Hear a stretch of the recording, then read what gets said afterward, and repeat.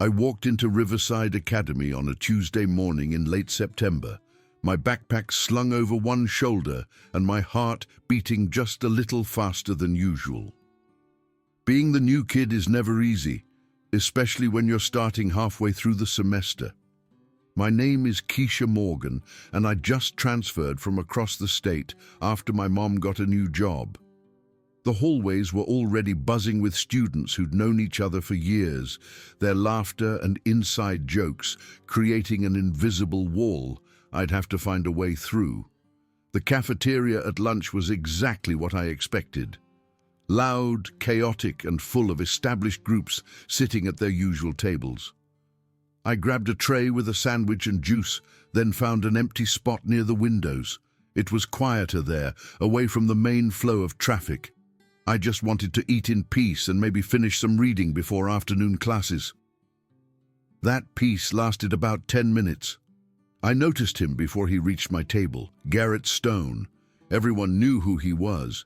Star of the basketball team, came from one of the wealthiest families in town, and carried himself like he owned every room he entered.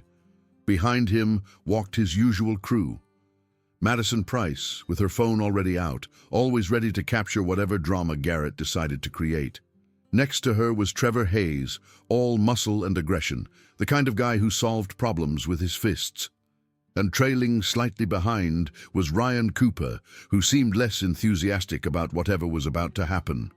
Garrett didn't even pretend it was an accident. He walked up to my table and with a casual flick of his hand, sent my juice carton flying. The cold liquid splashed across my hair and down the front of my clean white shirt.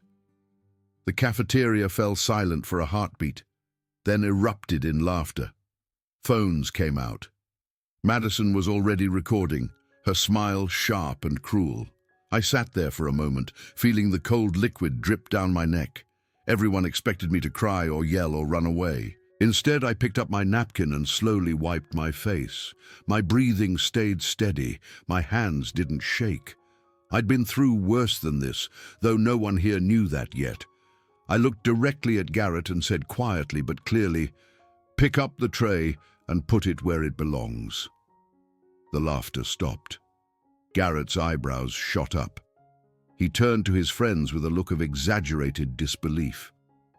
Did the new girl just give me an order? Before the situation could escalate further, Mrs. Chen, the cafeteria supervisor, appeared.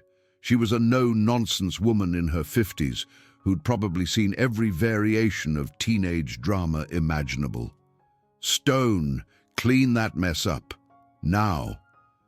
Garrett's jaw tightened, but he bent down and picked up the tray. The cafeteria stayed quiet. Students watching their untouchable star actually face consequences. I stood up, calmly gathered my things, and walked to the trash bins.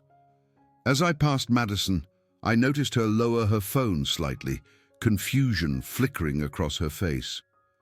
What none of them knew was that I'd spent the last 8 years training in traditional martial arts.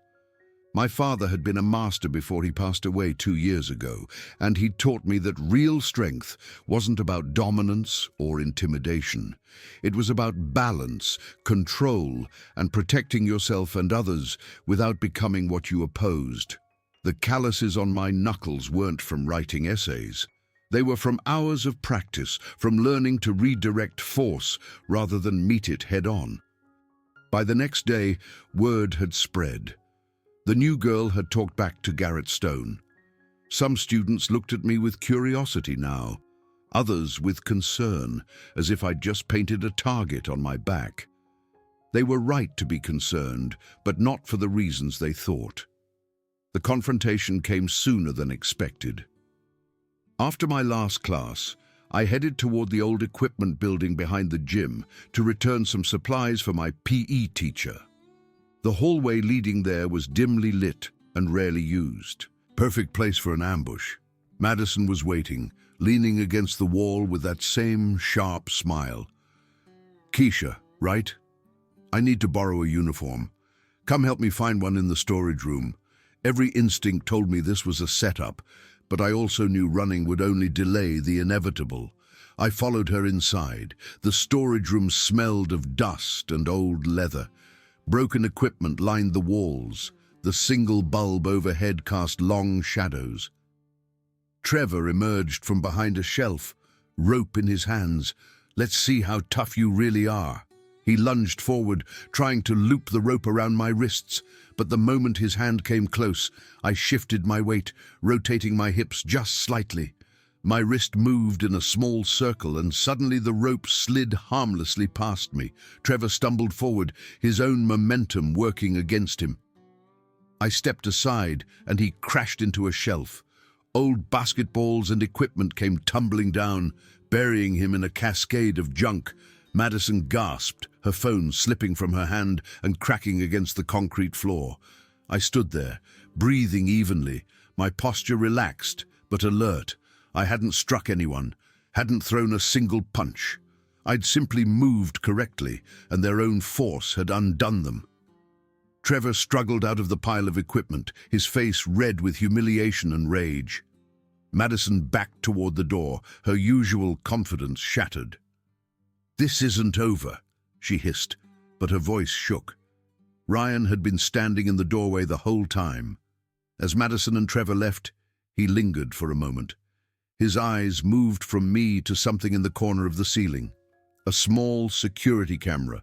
Most people thought it had been broken for years, but I saw the faint red light still blinking. That afternoon, Garrett called for a public showdown. The outdoor basketball court was packed with students, all holding their phones up, eager for entertainment. Garrett stood in the center, confident and smirking. "Simple challenge, new girl." "Touch my shoulder. Just one touch. Do that, and I'll admit you've got guts. Can't do it, and everyone sees you for what you really are." I walked onto the court. The wind tugged at my hair. Students shouted and jeered. Garrett expected me to rush forward to try some obvious move he could counter. Instead, I took one step and pivoted my hips, shifting my weight as if dodging something invisible. It looked like nothing, just a small movement. But Garrett saw it as retreat. He lunged forward, trying to close the distance and intimidate me. In that instant, I raised my hand and held it steady at exactly shoulder height. I didn't push, didn't strike, just held it there like a wall. Garrett's own momentum carried him forward. His shoulder hit my stationary hand, and the sudden, unexpected resistance made him stumble. He nearly fell flat on the wet court. The crowd went silent. Phones captured everything. The untouchable Garrett Stone, made to look clumsy by a girl who'd barely moved, his face flushed red. The court's wet. That doesn't count. But the damage was done. The video would spread within hours. Students were already whispering, questioning the story they'd been told about who held power at Riverside Academy. Ryan watched from the crowd, his heart pounding. He'd grown up with Garrett and Trevor, but something had shifted inside him. He'd seen too much, heard too much. That night, back in the gym when Garrett, Madison and Trevor were planning their next move, Ryan had recorded their conversation on his smartwatch. He heard them plot to corner me in the equipment room, to tie me up and photograph me in a humiliating position. He'd captured their cruel laughter, their casual discussion of destroying someone's reputation. The next confrontation happened in the gym after hours. Garrett had convinced the others that they needed to settle this once and for all, away from teachers and cameras. They cornered me there, thinking no one would know. Garrett charged first, all aggression and anger. I pivoted, placing my hand lightly on his shoulder and using his own forward momentum to send him stumbling past me. Trevor came next, throwing his weight behind his attack. I simply rotated, pressing gently against his elbow. The shift in angle collapsed his entire attack, and he dropped to one knee, gasping. They tried again and again, but each time I moved with minimal effort. Not striking, not attacking, just redirecting their force back against them. They made themselves look foolish while I remained calm, barely breaking a sweat. Madison tried to record it all, hoping to edit the footage to make me look like the aggressor. But then the lights cut out. For 10 seconds, the gym was pitch black. When they came back on, Garrett and Trevor were on the floor, exhausted and defeated. I stood in the center, composed. Madison looked at her phone in horror. The blackout had ruined her recording. All she had was useless darkness. Ryan knew the truth. He'd seen everything. More importantly, he'd been back to that storage room and retrieved the memory card from the old security camera. It contained the original, unedited footage of what really happened. The next morning, the school exploded with a different video. Madison had edited together clips from the gym, carefully cutting out all the parts where Garrett and Trevor attacked first. Her version showed only the final moments of them on the ground, with me standing over them. The caption read, "Violent new student attacks other kids." The hallways buzzed with the edited video. Students whispered as I passed. Some looked scared, others angry. Garrett walked around with his stomach bandaged, playing the victim. Madison basked in the attention, finally having her villain. The principal's office summoned me that afternoon. I walked in to find a full disciplinary panel. Principal Anderson sat at the head, flanked by teachers and board members. On one side sat Garrett with his mother and their family lawyer, briefcase open, documents ready, confident they'd already won. I sat alone on the other side, calm but knowing how bad this looked. The lawyer spoke smoothly. "The evidence is clear. This video has been viewed thousands of times. My client is injured. The school must take action. We're requesting immediate expulsion." Principal Anderson turned to me. "Do you have anything to say?" I defended myself. "I didn't attack anyone." The lawyer smiled. "Denial doesn't change what we've all seen." Anderson reached for his pen, about to write his decision. Then something clattered onto the table. A small black USB drive. Everyone turned. Ryan stood there, pale but determined. "This is the original footage from the storage room camera, the one everyone thinks is broken. It still works. This shows what really happened." The room erupted. Madison jumped up. "That camera hasn't worked in years." "It does," Ryan said quietly. "I retrieved the memory card myself. Please, just watch it." Anderson plugged in the drive. The projector flickered to life. Frame by frame, the truth played out. Trevor attacking first. Me simply evading, using only defensive movements. No punches, no kicks, just redirection. The boys falling because of their own momentum, their own aggression turned against them. Silence filled the room.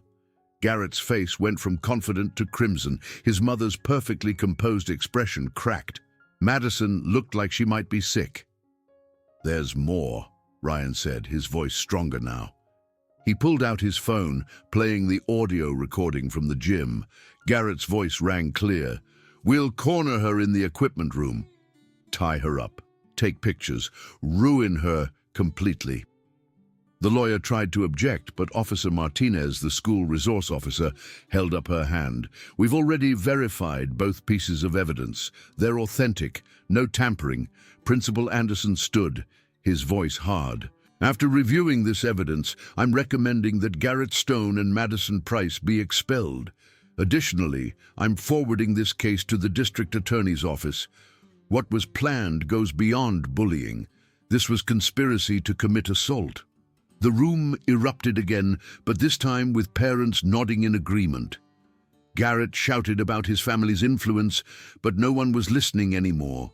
Ryan exhaled deeply, tears of relief streaming down his face. Trevor, who'd stayed silent through the whole hearing, finally spoke. "I'm sorry, Keisha. I was wrong." The weeks that followed changed Riverside Academy.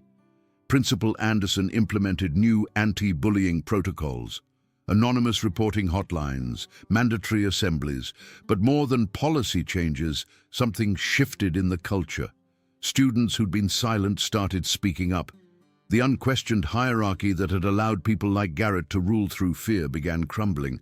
I started teaching a self-defense workshop after school, not to train fighters, but to help kids feel less helpless, to know they had options beyond either violence or submission. Ryan and Trevor both attended, learning alongside dozens of others. One evening, an older man visited me at the school. Master Chen, my father's old teacher. I hadn't seen him in years. He pressed a key into my hand, the key to the old martial arts studio across town. "Your father would be proud," he said quietly, "not because you defeated anyone, but because you showed them a better way. The studio has been empty too long. When you're ready, it's yours." I looked at the brass key, worn smooth by decades of use. My father had always taught me that martial arts wasn't about winning fights. It was about having the strength to protect others, the discipline to control yourself, and the wisdom to know when to act and when to refrain. Standing in the hallway of Riverside Academy, watching students who once feared each other, now learning to stand together, I understood what he meant. Real strength wasn't about domination. It was about creating space for others to find their own. Madison and Garrett left the school quietly, their parents withdrawing them before expulsion proceedings completed. Some students claimed victory, but I felt only sadness for what might have been if they'd chosen differently. Ryan became one of my closest friends. He'd made the hardest choice, standing against people he'd known his whole life because he knew it was right. That took a different kind of courage than any physical confrontation. On my last day of the self-defense workshop before winter break, one of the younger students asked me, "How did you stay so calm? When they were attacking you, how weren't you scared?" I thought about that question carefully. I was scared, I admitted, but my father taught me that fear is just information. It tells you something needs attention. It doesn't have to control your actions. When you've trained enough, your body knows what to do even when your mind is afraid. The student nodded thoughtfully. Around us, kids practiced basic moves, not to hurt others, but to protect themselves, to stand firm when necessary, to redirect rather than destroy. That night, I stood alone in the old martial arts studio Master Chen had given me the key to. The wooden floors creaked under my feet. The air smelled of pine and history. On the wall hung a faded scroll with my father's calligraphy. "True strength protects. False strength destroys." I knelt on the mat and closed my eyes, letting the day's weight settle. Somewhere outside, Riverside Academy continued without me, but changed by my presence there.